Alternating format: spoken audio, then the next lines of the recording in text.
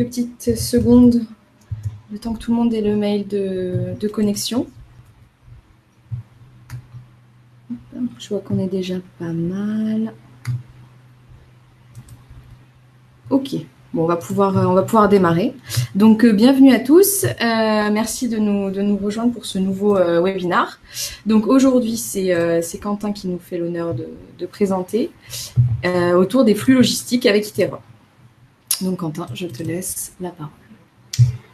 Bonjour à tous. Nous aujourd'hui, je vais vous parler du traçage et du pilotage de vos flux logistiques avec Iterop.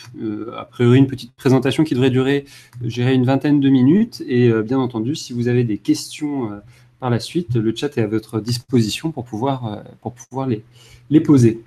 Donc, je vais commencer par vous raconter quand même un peu une histoire de transport, et ensuite voir comment avec Iterop on peut tracer les colis et piloter le transport d'une manière générale sur Iterop toujours.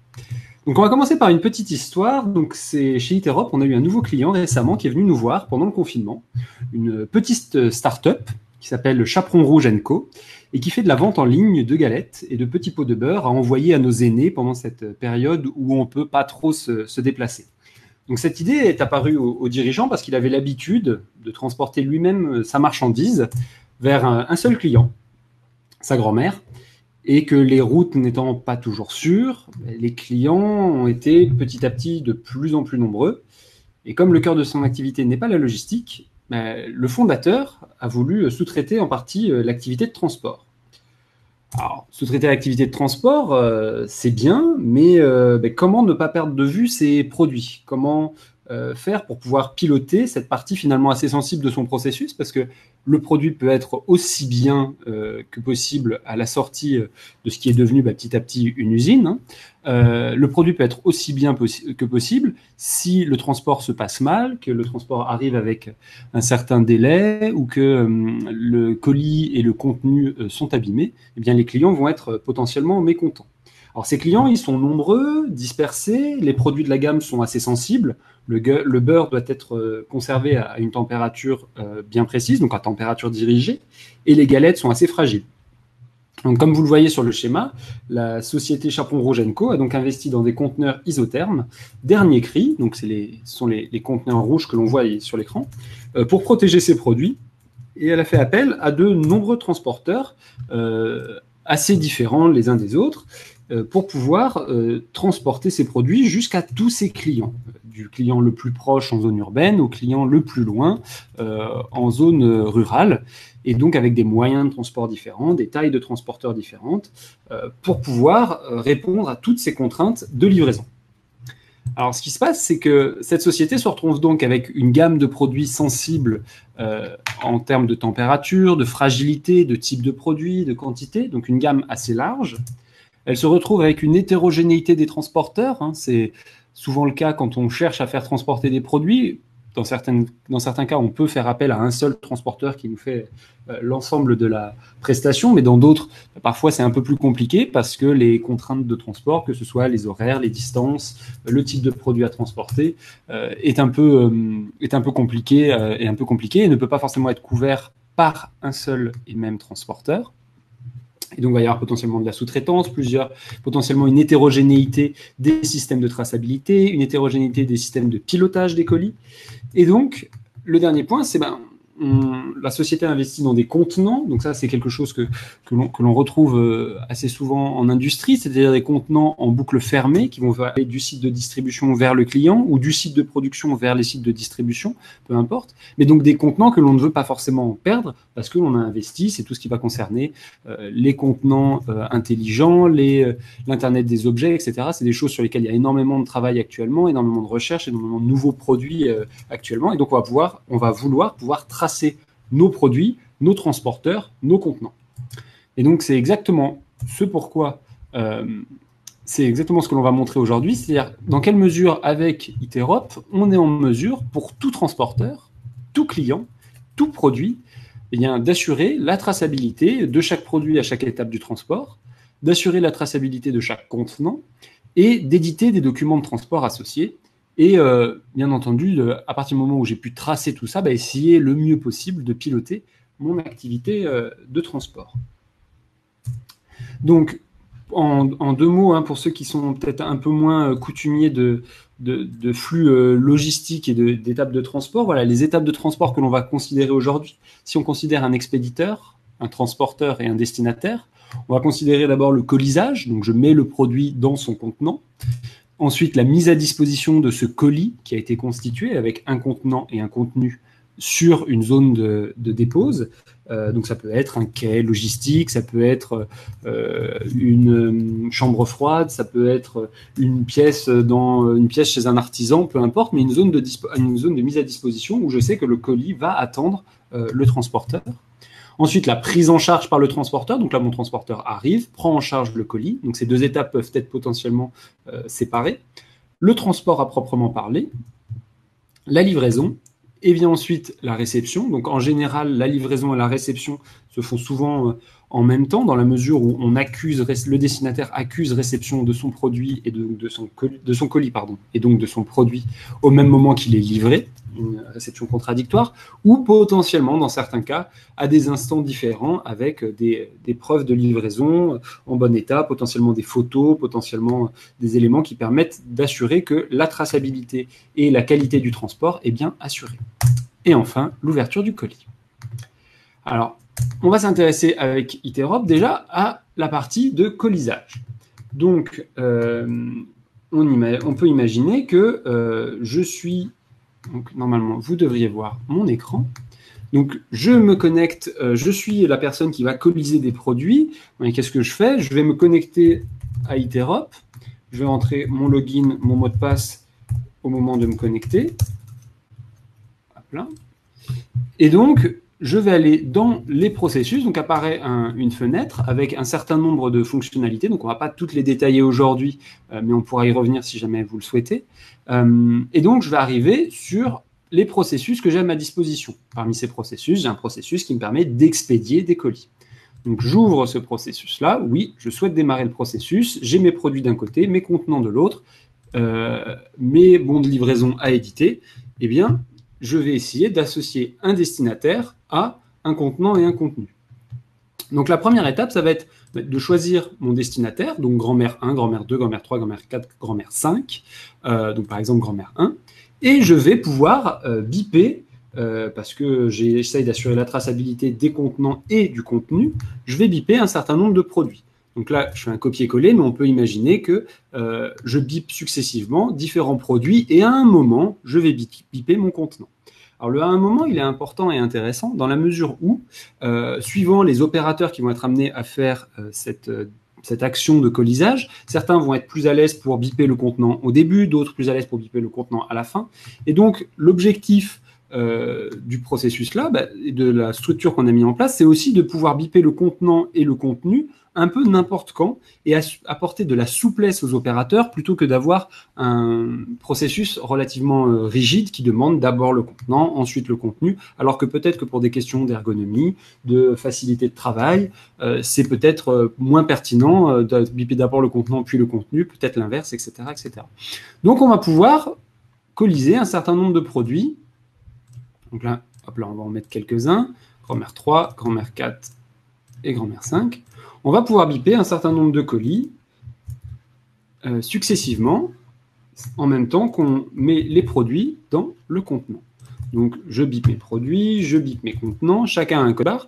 Les dièses que vous voyez, c'est ni plus ni moins, pour ceux qui ont déjà travaillé avec des douchettes, c'est ni plus ni moins que le caractère qui se met en bout de chaîne pour pouvoir servir de séparateur entre les différents éléments qu'on bip, séparateur qui va ensuite être interprété par la machine. Donc, bip, bip, bip, bip, bip, voilà, j'ai bipé un certain nombre de colis, je vais même en rajouter un. Hop, je vais en rajouter un. Ici, où je peux avoir potentiellement 2 colis pour la grand-mère 1, parce qu'elle nous a commandé pas mal de produits, qu'il a fallu les mettre dans 2 colis séparés, parce que ça ne rentre pas, enfin bon, peu importe. Je valide le fait que mon colisage soit terminé, et donc là, apparaît automatiquement dans les tâches que j'ai à réaliser la validation du colisage.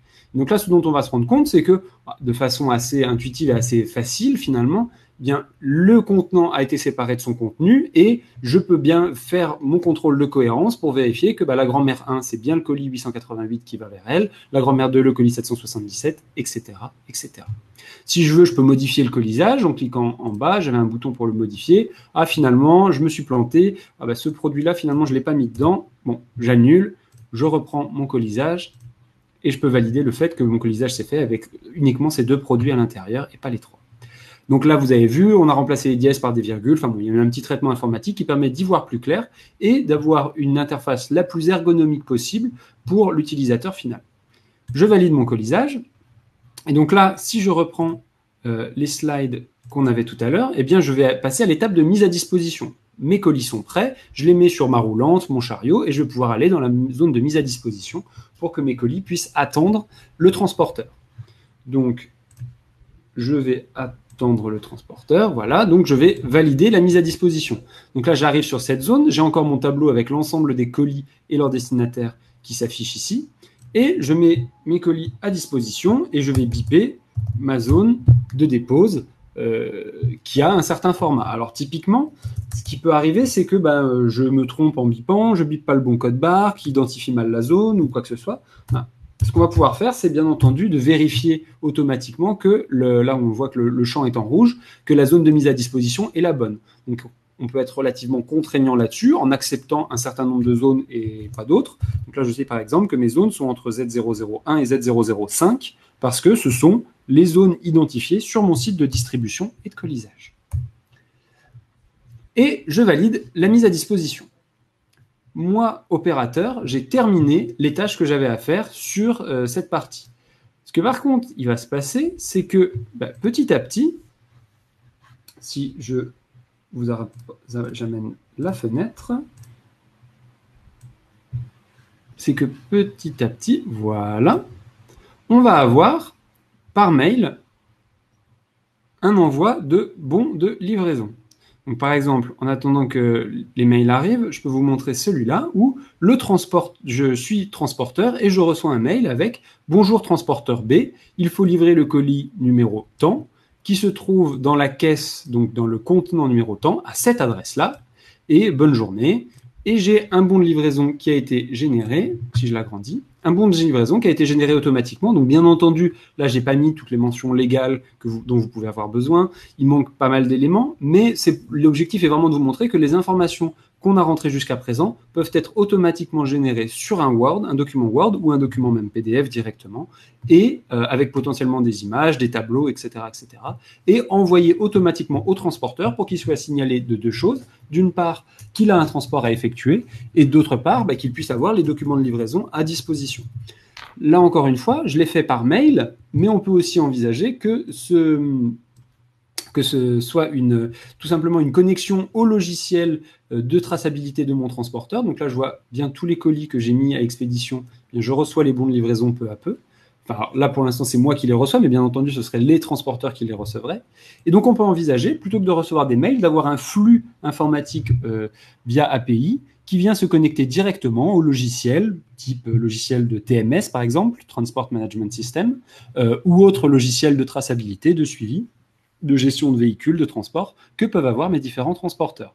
Et donc, ce flux normalisé va pouvoir alimenter autant par mail des transporteurs type un taxi qui peut livrer la grand-mère parce qu'elle est au fin fond d'un département et que les autres transporteurs ne veulent pas y aller, donc par mail automatiquement, ou alors directement l'API d'un grand transporteur avec lequel je travaille et qui va vouloir garder son système de traçabilité en propre, ce qui paraît relativement logique. Moi, transporteur, après, je vais avoir mon système de traçabilité. Donc là, je me suis mis dans la peau de la personne qui colisait. Maintenant, on va se mettre dans la peau du transporteur. Pourquoi? Donc, pour rappel, j'ai mis mon colis à disposition, mais le transporteur va devoir le prendre en charge et le transporter. Donc, moi, transporteur,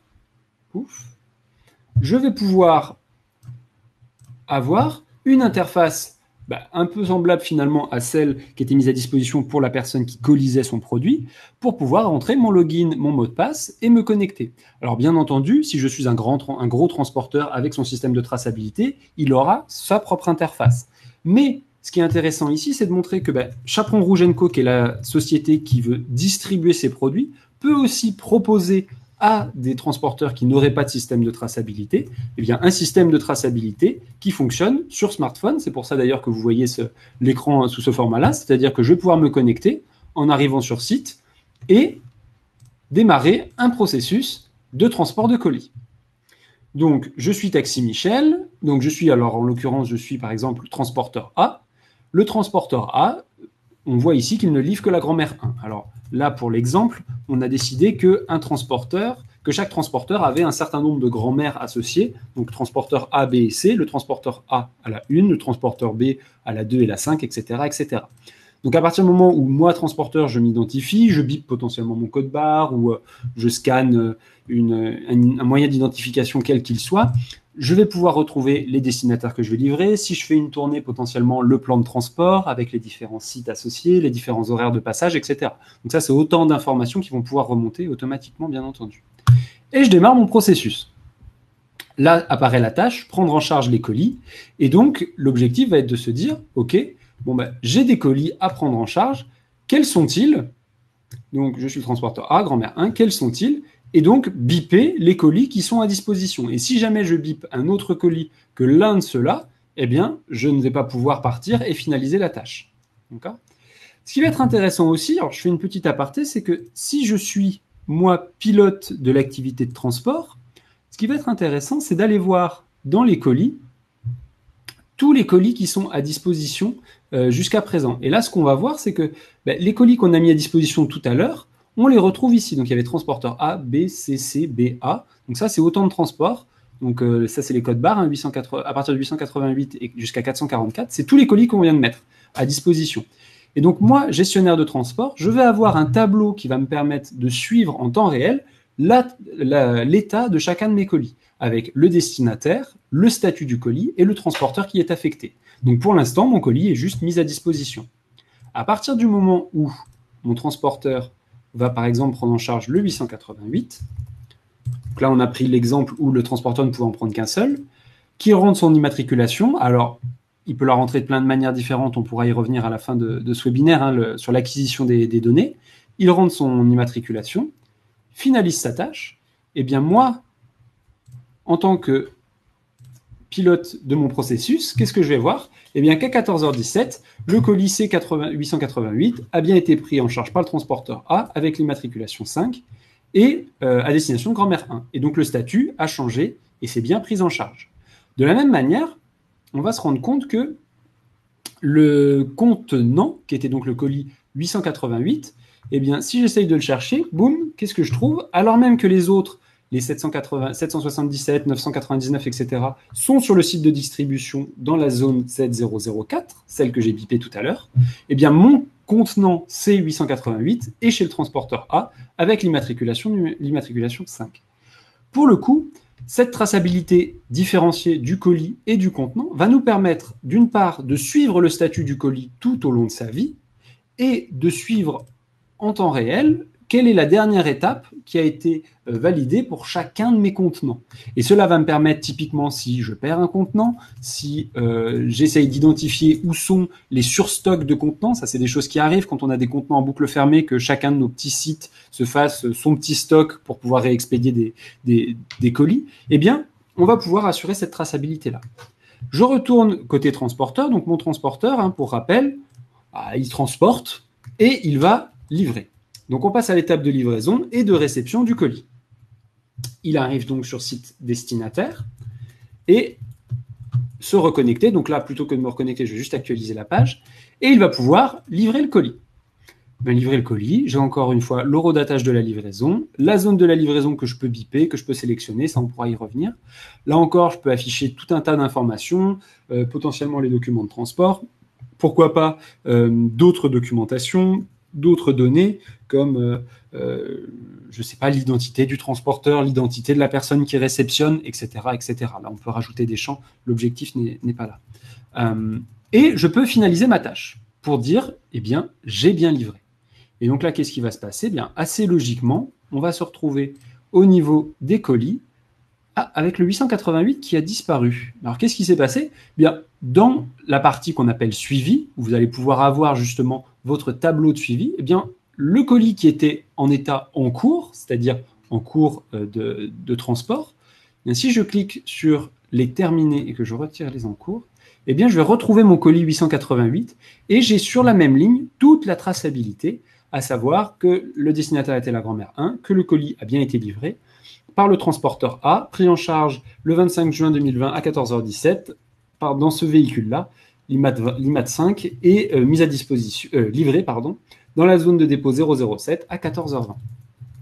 Donc toutes ces informations vont pouvoir s'agréger ici. Alors là, j'ai mis ces colonnes-là. On peut bien entendu imaginer de mettre d'autres colonnes avec d'autres variables concernant la livraison pour avoir d'un coup d'œil exactement toutes les informations pertinentes et intéressantes pour piloter notre transport.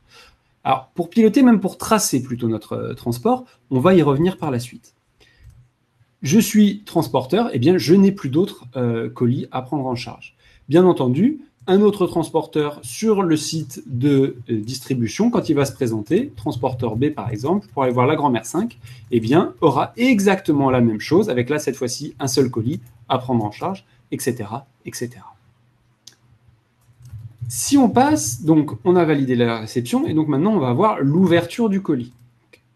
À partir de ce moment-là, et j'ai commencé un peu à l'aborder avec quelques mots, on va vouloir, nous, en tant que responsables d'un processus de transport, pouvoir être en mesure donc, de tracer en temps réel où sont mes contenants, où sont mes contenus. Et d'ailleurs, ça, c'est vrai que je ne l'ai pas montré, mais bien entendu, là, mon colis a été livré et mon contenant 888 se retrouve bien chez la grand-mère 1 en zone Z007, bien entendu. Donc, le contenant et le colis ont bien été déplacés.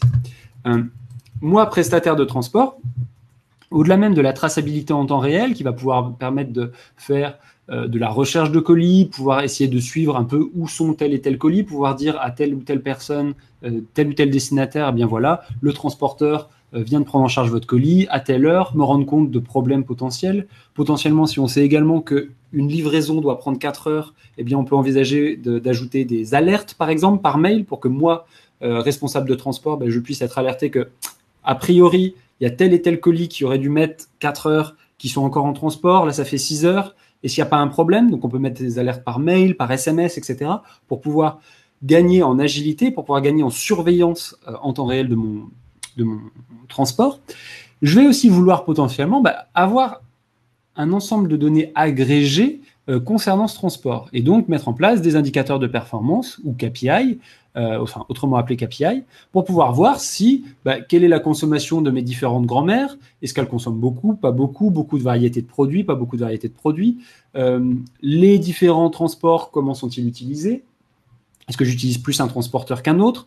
On peut aussi envisager, à partir du moment où j'ai le nombre de transports qui est réalisé avec le nombre de colis, le nombre de kilomètres, en faire remonter des données monétaires, si je connais mon prix au kilomètre, si je connais les différents éléments qui me permettent de calculer le prix, eh bien je vais pouvoir le consolider.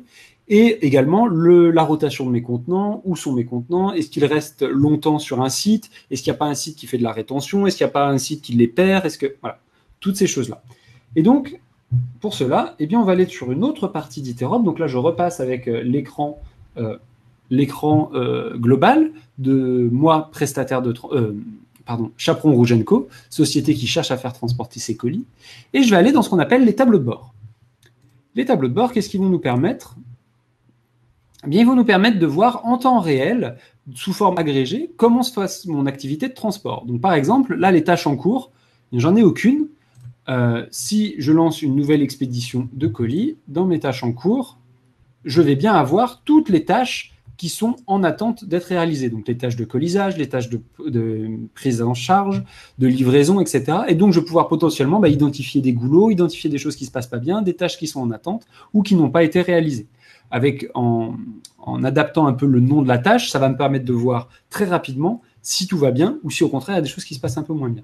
Je vais pouvoir compter le nombre de transports qui ont été organisés, par exemple, voir sur tous les véhicules qui existent dans la flotte de véhicules qui est susceptible de prendre en charge mes colis, eh bien, quels sont ceux qui sont les plus utilisés. Ça peut avoir un intérêt. Par exemple, si mes véhicules, certains sont à température dirigée alors que d'autres sont en transport sec, eh bien, quelle est la part de transport sec sur la part de transport en température dirigée? Si un véhicule est souvent en panne, etc., etc. Donc là, je vais pouvoir agréger un certain nombre d'informations par jour, mais après, bien entendu, on peut les agréger par véhicule, etc., etc.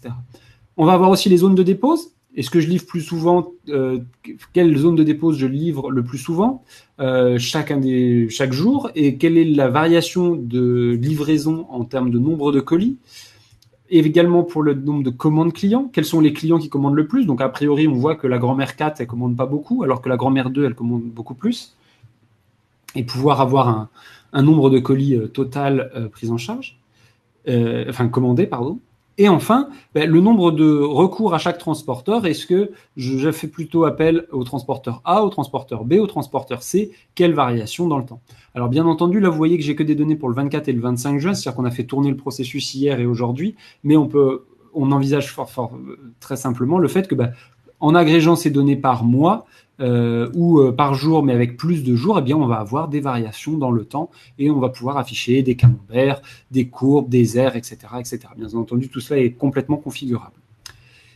Et donc, je vais pouvoir, grâce à ça, avoir une traçabilité en temps réel via mes tableaux de suivi, une traçabilité sur les colis et sur les contenants, et une vision qui me permet de piloter mon activité, de réagir de façon beaucoup plus macro, pour pouvoir faire du suivi de transporteur, pour pouvoir mensuellement, par exemple, lui faire un rapport d'activité, un retour sur les non-conformités, par exemple. On n'en a pas parlé, mais c'est vrai que c'est aussi quelque chose qu'on peut envisager. Envoyer un questionnaire à la grand-mère le lendemain de la livraison, par exemple, pour qu'elle puisse nous faire un retour sur l'état du contenant, potentiellement des plaintes, des retards des transporteurs, etc., etc. Bien entendu, toutes les non-conformités possibles et imaginables. Et donc, eh bien, via Iterop et via ces différentes interfaces, via ces différentes utilisations sur différents portails, on va pouvoir, pour tout transporteur, pour tout client, pour tout produit, assurer la traçabilité et le pilotage, quel que soit mon transporteur, qu'il ait un système de traçabilité en propre ou que ce soit nous-mêmes qui lui fournissions sur un système type smartphone ou autre. Eh bien, je vous remercie pour votre attention et maintenant vous pouvez poser, peut-être que vous en avez d'ailleurs déjà posé, toutes les questions que vous souhaitez dans le chat à droite que Marie-Lou s'occupe de modérer. Oui. Alors, on a déjà une question. Je pense que ça va rejoindre la récupération des données. Peut-on scanner le code barre avec l'appareil photo du smartphone? Alors, cette question, oui, alors c'est tout à fait possible, et en particulier si on relie Iterop, c'est quelque chose que l'on fait déjà, en particulier pour des notes de frais, pour l'acquisition de données automatiquement, en reliant Iterop à des logiciels. Donc on a un partenaire avec lequel on travaille là-dessus, en reliant donc Iterop à des logiciels qui permettent de faire de la reconnaissance automatique de caractères. Donc typiquement sur les notes de frais, c'est extrêmement facile avec comment on appelle ça, des tickets de caisse où on va pouvoir repérer le SIRET, le montant, la TVA, etc., etc. Eh bien, on va pouvoir faire de la récupération de données. Donc, typiquement, avec un smartphone, je suis Taxi Michel et je n'ai que mon smartphone pour pouvoir biper mes colis. Eh bien, finalement, je prends une photo de l'étiquette de colis, parce là, on n'a pas parlé de génération d'étiquettes de colis, d'étiquettes de transport, mais on a juste parlé de bons de livraison, mais on pourrait aussi générer de la même manière des étiquettes pour la personne qui colise. Des étiquettes, à partir du moment où elles sont normalisées, bien, il suffit de relier Iterop à ce type de logiciel qui va récupérer la photo. Donc, on charge la photo sur Iterop et en validant la tâche, va se faire en tâche de fond, sans on s'en rendre compte, la lecture du document et la remontée d'informations automatiquement concernant l'expéditeur, le destinataire et toutes les informations importantes pour cette étiquette. Quel est l'avantage de ce système par rapport à TMS? Alors, l'avantage de ce système par rapport à un logiciel type TMS, pour avoir dans une autre vie benchmarké à peu près une cinquantaine de prestataires de TMS, l'intérêt de ce type de logiciel de gestion de flux, ça va être l'agilité et surtout la souplesse dans la configuration du processus qu'il va apporter. Je m'explique.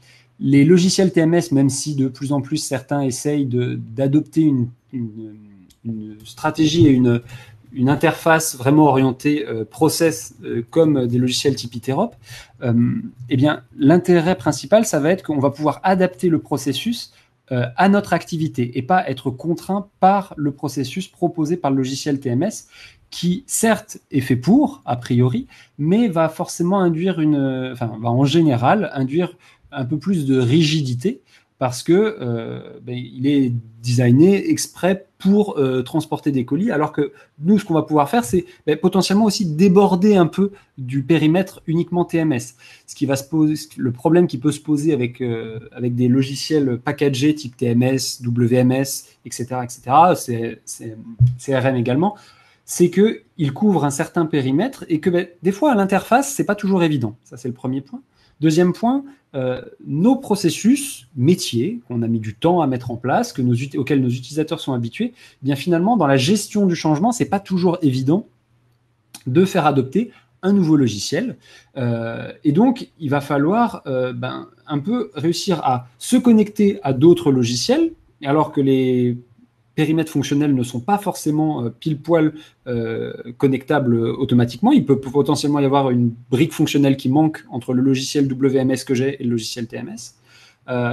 Et les habitudes de mes utilisateurs, un logiciel comme Iterop va nous permettre d'avoir la totale maîtrise, nous, en tant que donneur d'ordre, finalement, d'avoir la totale maîtrise sur le process que je veux mettre en place. Et si je veux mettre parce que j'ai 10 sites de distribution, eh bien, je veux mettre 10 processus en place légèrement différents d'un site de distribution à l'autre pour gérer mon changement, eh bien, c'est tout à fait possible. Avec les mêmes remontées de données, avec la même connexion d'un processus à un autre, c'est tout à fait possible. Et petit à petit, faire migrer ces processus, les améliorer, c'est aussi ça, la richesse d'Iterop. Pour le coup, ça va être la possibilité de faire évoluer nos processus. Alors, j'en ai pas parlé, mais pour ceux qui connaissent un peu le logiciel, là, je vous ai montré la partie play, mais on a toute une partie qui va s'appeler la partie design, où on va pouvoir donc modéliser nos processus, les déployer, gérer nos utilisateurs, etc.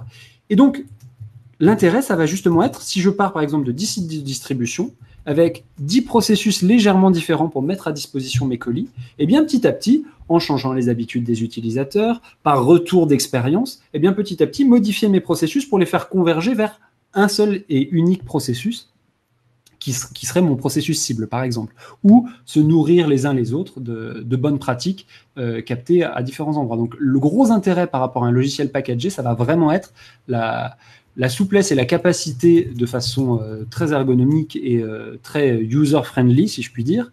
Et ça, je vous laisse retourner vers les autres démonstrations qu'on a pu faire jusqu'à présent et notre chaîne YouTube, entre autres.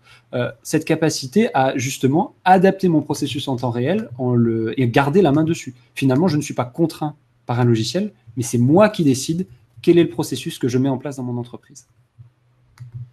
C'est très bien résumé. Alors, on a une autre question. Donc, merci beaucoup pour cette présentation très bien mise en scène. Avez-vous investigué la possibilité de connecter cette approche à des dispositifs de blockchain, d'une part, et ou à des dispositifs de système de traçabilité en temps réel, tracker de conteneurs, d'autre part? Alors, je vais répondre en deux temps. Donc, sur tout ce qui va être système de blockchain, à ma connaissance, je ne crois pas qu'on ait déjà fait ça. Après, d'une manière générale, et là, ça va être l'onglet service pour ceux qui connaissent un peu plus Iterop, ça va être un peu la même réponse que pour la lecture de documents. À savoir que à partir du moment où on travaille dans un environnement informatique qui est de plus en plus en SaaS, donc avec des logiciels qui sont comme des services, comme des boîtes auxquelles on va faire appel en ce qu'on appelle communément en plug and play. Donc juste je le branche, je l'utilise, et puis quand j'ai plus envie de l'utiliser, je l'utilise plus. À partir du moment où on va avoir des systèmes de blockchain qui ont une API sur laquelle on puisse se connecter et avec laquelle on puisse échanger de l'information, ça me paraît tout à fait possible. Pour le coup, c'est pas, en toute honnêteté, c'est pas quelque chose qu'on a fait avec des clients jusqu'à présent, mais dans l'idée de la traçabilité par blockchain, ce que certains gros industriels ou certaines marques de la grande distribution ont pu faire récemment, eh bien, c'est tout à fait possible. La seule question qui va se poser, c'est techniquement, est-ce que le logiciel en face qui va gérer cette blockchain de façon décentralisée, est-ce qu'il est en mesure de discuter avec nous ou pas? A priori, vu l'environnement logiciel dans lequel on évolue aujourd'hui, un logiciel qui n'aurait pas d'API pour pouvoir échanger de l'information avec d'autres, ça devient de plus en plus rare. Mais voilà, la question qui va se poser va être là. Concernant tous les systèmes de traçabilité en temps réel, alors j'ai pas d'exemple sous la main. Pour le coup, c'est quelque chose, donc sur les tâches que je vous ai montrées tout à l'heure, donc si je retourne dans Iterop Play, ce qu'on peut tout à fait envisager, et c'est ce qu'on fait d'ailleurs sur pas mal de process, c'est dans la zone de la tâche que j'ai à remplir, eh bien je peux ajouter via une URL et en configurant Iterop, là encore sur design assez simplement, je peux envisager d'ajouter la carte où je vois tous mes camions en temps réel via un logiciel tiers. Donc typiquement, sur du colis connecté ou sur du véhicule avec un système de traçabilité GPS, donc tout ce système va être géré en général par la société prestataire de l'IoT, enfin des devices, des appareils de traçabilité qui va nous faire remonter de l'information sur une carte de façon assez ergonomique. En général, les vendeurs d'outils de traçabilité, de puces, de traceurs fournissent ce type d'interface. Eh bien, on va pouvoir intégrer cette interface sur la page sur laquelle j'ai une tâche. Et donc, par exemple, on peut envisager un processus de suivi de chacun de mes colis un peu plus approfondi pour pouvoir accéder à cette page. De la même manière qu'on peut envisager que pendant le transport, eh bien, il y a une tâche. Tout à l'heure, je vous l'ai montré, hein, lorsque je suis transporteur, j'ai juste la tâche de mise à disposition. Donc, si je reviens, hop, j'ai juste la tâche de prise en charge et la tâche de livraison. Mais on peut envisager qu'entre les deux, il y ait une tâche de transport qui soit affectée au responsable transport, pour le coup. Donc, c'est-à-dire que là, les tâches, le processus est initié par le transporteur, mais à un moment pendant le transport, la tâche arrive au responsable du processus. Et dans cette tâche-là, en l'ouvrant, si jamais il y a un problème, il voit apparaître la carte qui contient la traçabilité en temps réel et la localisation et potentiellement d'autres informations de température ou autre de ces colis. J'espère avoir répondu à vos questions là-dessus. N'hésitez pas si vous avez besoin de précision. Alors, on a une autre question. Comment sont gérés les retours de contenants auprès du petit chaperon rouge après livraison? Alors là, pour le coup, c'est un schéma complètement fictif, hein, vous en doutez, bien entendu, c'est juste parce que j'aime beaucoup raconter des histoires. Mais, hop.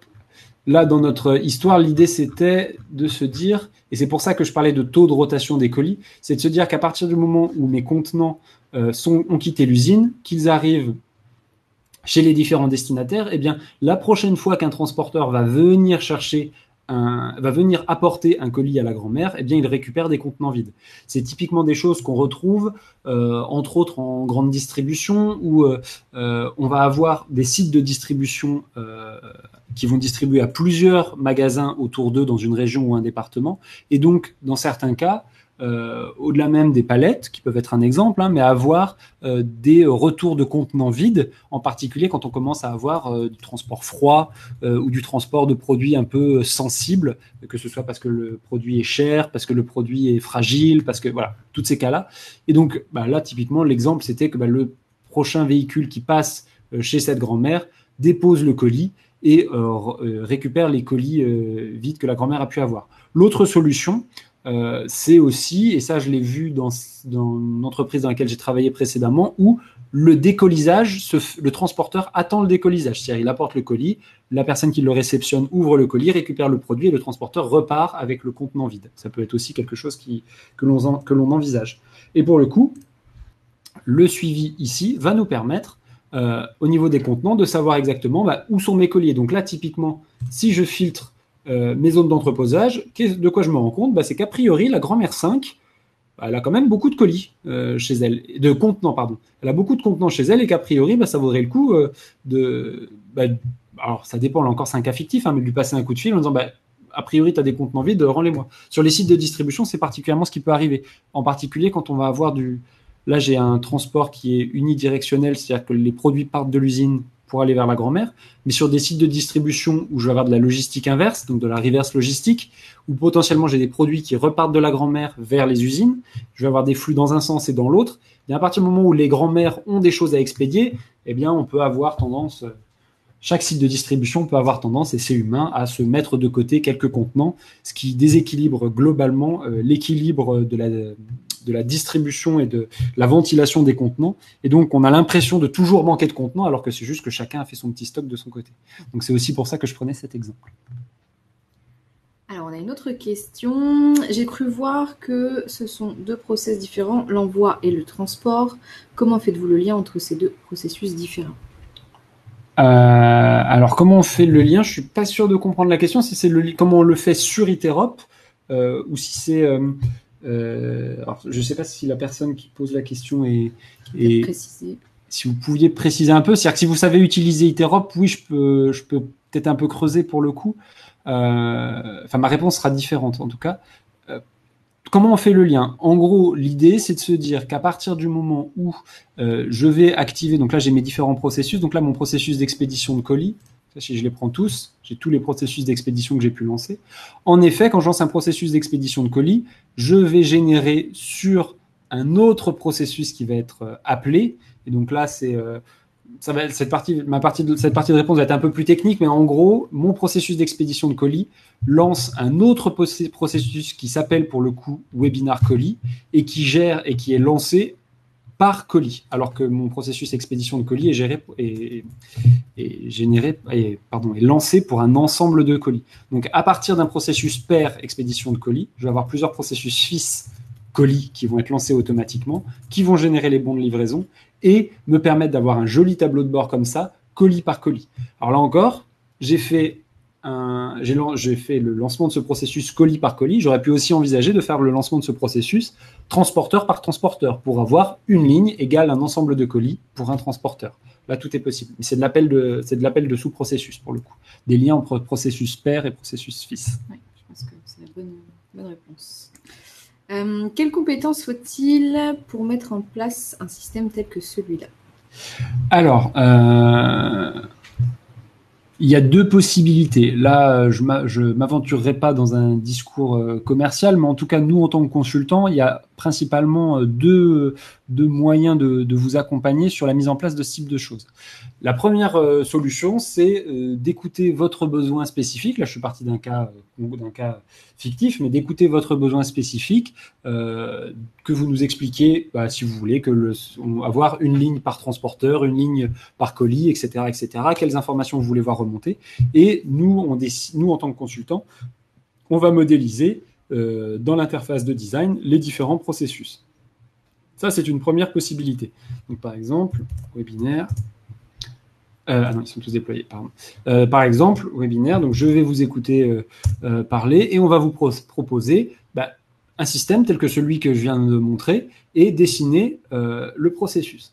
L'autre possibilité, c'est, alors suivant votre appétence et vos compétences sur la modélisation, l'abstraction et la configuration, et des compétences potentiellement un peu informatiques pour commencer à faire des choses un peu plus fines, eh bien l'idée c'est que vous preniez la main sur vos processus, et donc là nous on va intervenir en tant que formateur pour vous former à l'utilisation de l'outil. Donc là encore une fois, je vous renvoie vers nos autres webinaires, vers la chaîne YouTube. Je crois qu'il y a un webinaire dans 15 jours encore. Oui.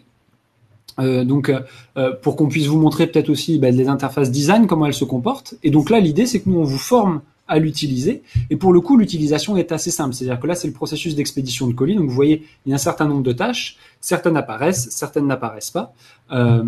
Et pour le coup, à partir du moment où on est formé, eh bien, on va être capable de dessiner en totale autonomie ce type de processus en rajoutant potentiellement une tâche. Donc ça, par exemple, si après le colisage, je me rends compte que j'ai besoin d'ajouter finalement une autre étape qui va être, je ne sais pas, poser l'étiquette de transport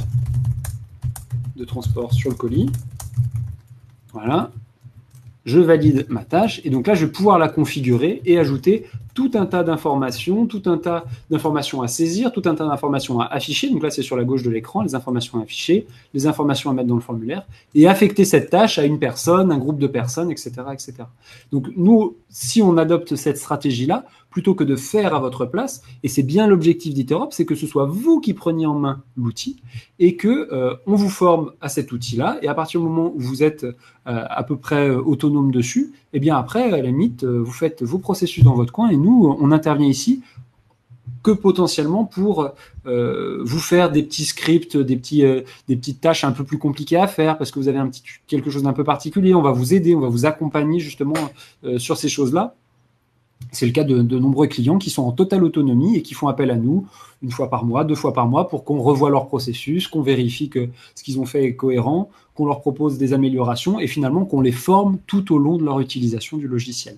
La chose qui va être importante si on adopte cette stratégie-là pour le coup, ce sera par contre d'être d'avoir au moins une personne dans son entreprise qui s'investisse dans cette modélisation-là, parce que avoir des processus qui nous ressemblent, c'est très utile, c'est très pratique, et pour gérer le changement, ça va être extrêmement performant. Par contre, bien entendu, ça demande un investissement potentiellement un peu plus important que du simple plug and play. Encore que la gestion du changement dans un plug and play classique est pas toujours forcément si évidente qu'on voudrait bien le croire. Alors juste peut-être sur la question en relation avec les liens entre les deux processus, on a une petite demande de précision. Dans la même idée, le processus transporteur est de quel type, père-fils ou avec un système d'écouteurs? Oula, on a quelqu'un qui est précis sur l'aspect technique. Alors, webinar dans les déploiements, donc le processus transport de colis, je vais vous le montrer, vu qu'a priori on a quelqu'un qui est... donc pour le coup, le processus transport de colis, il va être lancé par un transporteur, on l'a vu, donc il y a bien une initiation qui est humaine, et donc là je vais venir récupérer tous les colis qui sont à prendre en charge, sachant que ces colis qui sont à prendre en charge, donc vu les termes qu'utilise cette personne, je pense que c'est un utilisateur assidu et compétent sur Interop. Les colis à prendre en charge, en fait je les enregistre au moment de l'expédition dans un référentiel métier, et dans ma tâche de colis à prendre en charge, je vais venir filtrer ce référentiel métier, récupérer mon référentiel métier et filtrer ce référentiel métier sur quel est le transporteur qui vient prendre en charge, quel est le destinataire, etc., etc. Pour proposer dans la tâche de prise en charge des colis uniquement ceux que le transporteur a le droit de prendre en charge, et ensuite actualiser le statut des colis et dans le référentiel métier et dans le processus que je vous ai montré tout à l'heure, qui était le processus colis, et qui lui est un processus qui est lancé automatiquement par les services. Donc attendez, je suis en train de faire deux choses à la fois, donc ça ne va pas. Si on regarde ici, on a une tâche de service qui va faire appel à un service, à l'API Interop, et donc ce service-là va faire avancer automatiquement et tout seul une tâche dans un autre processus, le processus colis, qui est affecté à un automate. Et donc l'affectation d'une tâche à un automate permet finalement que cette tâche soit réalisée via un service qui va se connecter à notre API et faire avancer la tâche automatiquement. Donc c'est via cette petite astuce-là que le service qui est ici va actualiser le statut du colis dans le processus qui est juste là. Et comme ça, vous verrez tout l'envers du décor. C'est bien l'intérêt d'Iterop, c'est que c'est vous qui avez la main sur ce qui se passe sur scène et sur ce qui se passe dans les coulisses. Le processus colis qui nous permet d'avoir cette traçabilité dans le tableau de suivi est lancé automatiquement, est appelé automatiquement par le processus d'expédition, va générer les documents de transport, va envoyer le mail avec les documents de transport ou la connexion API au logiciel de transport. Et la tâche de prise en charge, comme vous le voyez, est affectée à un automate. Et donc c'est cette tâche-là qui va être en attente du transport et donc de l'appel de service. J'espère avoir été clair. Si jamais vous avez des questions, surtout, il ne faut pas hésiter à nous contacter. Je pourrais vous répondre par mail un peu plus en détail. Alors, pour la reconnaissance du code barre et ou QR code, oui. Pouvez-vous détailler le service qui serait utilisé dans le processus et ses limites d'utilisation?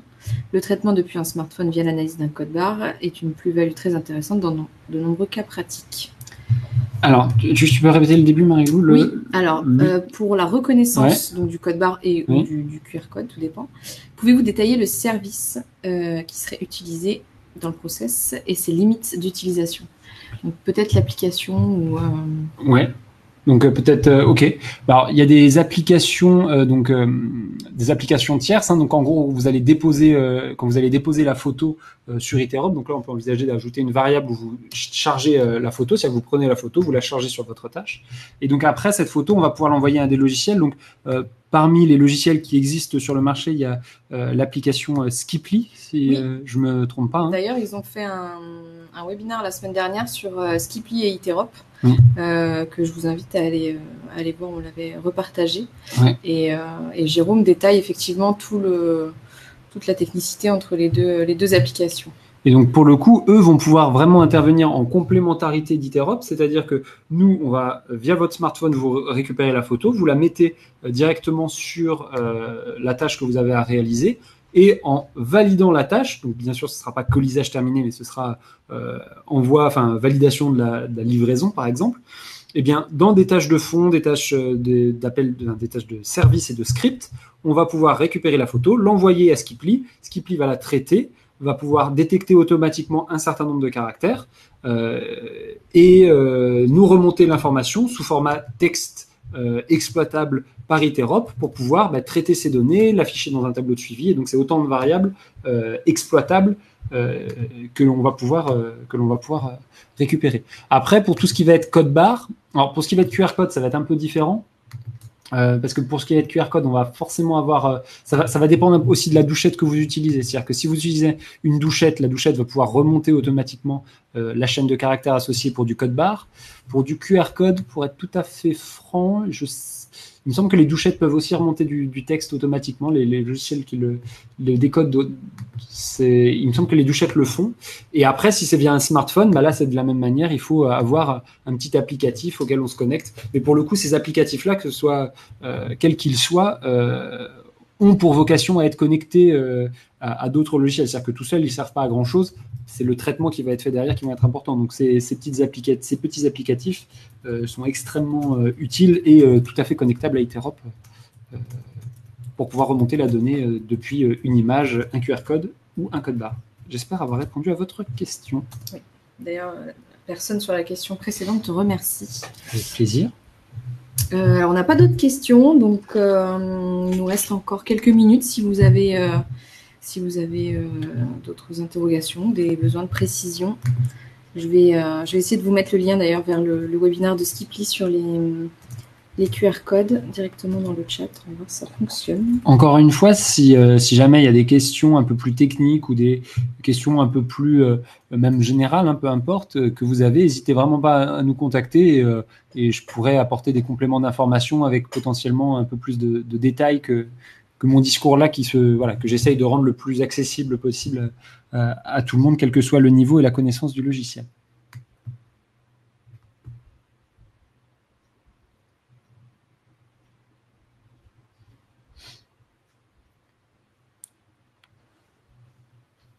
On va entendre encore un peu, il est 53, on va encore entendre 2 minutes. De toute façon, je vous enverrai toute la présentation par email que vous pourrez aussi retrouver sur YouTube. Alors, bien entendu, tout à l'heure, quand je parlais d'IoT, d'Internet des objets, de capteurs, c'est autant des données de géolocalisation que des données de température, de vitesse, et quelle que soit la donnée qu'on peut remonter et afficher dans le tableau de suivi. Un élément qui peut être intéressant, typiquement pour ceux qui font du transporteur froid, je ne sais pas s'il y en a parmi vous, du transport de froid par exemple, ce qui va être intéressant, c'est potentiellement dans le tableau de suivi d'avoir un indicateur qui me dit est-ce que la chaîne du froid a été respectée, oui ou non, avec quel écart de température, quelle température maximale, quelle température minimale. Et donc là, avec la remontée de données via des systèmes de traçabilité sur le colis, dans le véhicule ou dans la chambre à température dirigée, par exemple, dans un véhicule bi- ou tri-température, peu importe, eh bien, on peut récupérer ces données-là, les agréger et faire tous les calculs possibles et imaginables dessus pour vous sortir l'indicateur pertinent qui vous permet de vérifier que votre transport a bien été réalisé dans des conditions de température idéales. Et donc, potentiellement, encore une fois, je le disais tout à l'heure, mais remonter des alertes automatiquement si, par exemple, un transport qui doit se réaliser à 4 degrés parce que je transporte des pots de yaourt, du matériel biologique ou autre, bien, si mon transport, finalement, le transport de ce colis a été réalisé à 10 degrés, parce que le transporteur s'est trompé d'enceinte, parce que l'enceinte ne fonctionnait pas, parce qu'il y avait un problème d'étiquette, tous les problèmes qu'on peut imaginer, eh bien, je vais pouvoir le détecter automatiquement et essayer d'apporter un correctif, et d'apporter un correctif le plus en temps réel possible. Iterop le permet, après tout dépend de la qualité de la remontée de données, ça pour le coup on est toujours dépendant de la qualité des données qui remontent, autant en termes de fréquence qu'en termes de qualité et de précision du capteur, bien entendu. Et donc, ça va pouvoir nous permettre de faire de la détection en temps réel. En tout cas, Iterop le permet, et forcément de la traçabilité a posteriori avec gestion d'anomalies sur ce type de produit. Très bien. Bon, très bien. Bon, on n'a pas d'autres questions, donc je pense qu'on va pouvoir s'arrêter là. Merci Quentin. Mais merci à vous tous, et puis encore une fois, je reste disponible si vous avez la moindre question. Voilà. Bon, bonne fin de journée à tous, et à bientôt. À bientôt, au revoir. Au revoir.